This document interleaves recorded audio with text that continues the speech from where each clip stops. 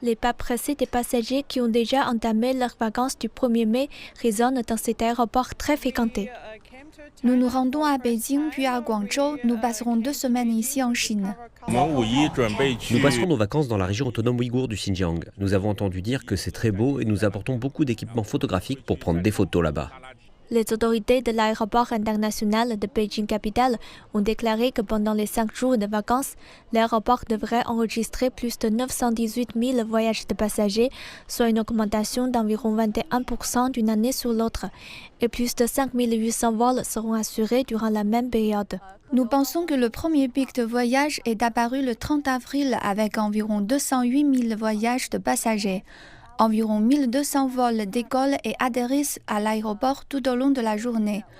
On s'attend à ce qu'il y ait un autre pic le 5 mai avec environ 207 000 voyages de passagers et également plus de 1200 vols décollant et atterrissant tout au long de la journée. Parmi les destinations de voyage les plus populaires figurent Chengdu, Shanghai, Sanya et Hong Kong, ainsi que certaines villes japonaises et sud-coréennes comme Tokyo et Séoul.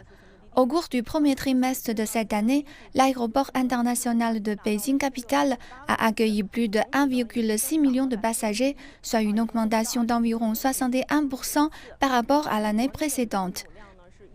Et cela représente 94% du niveau d'avant la pandémie. Le ministère chinois des Transports a fait savoir que pendant les vacances du 1er mai, le pays devrait enregistrer 270 millions de voyages de passagers, soit une moyenne quotidienne de plus de 54 millions. Cela représente une augmentation de plus de 162% par rapport à l'année dernière. Dans le même temps, de nombreuses compagnies aériennes chinoises prévoient d'ouvrir ou de reprendre un certain nombre de vols à l'étranger, dans le but de stimuler les voyages internationaux. Par exemple, China Eastern Airlines reprendra ses vols entre Shanghai et Bangkok, ainsi que Shanghai et Riyad, entre autres.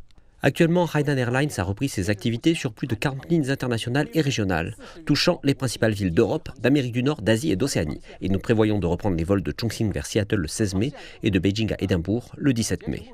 Outre le secteur de l'aviation, les autorités ont indiqué que les chemins de fer du pays devraient enregistrer une moyenne quotidienne de 18,18 millions de voyages de passagers, soit une hausse de 400% par rapport aux vacances de mai 2022.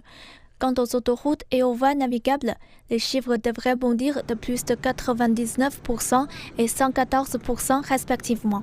Le ministère chinois de la Culture et du Tourisme a déclaré que le nombre de voyages touristiques domestiques atteindrait 274 millions.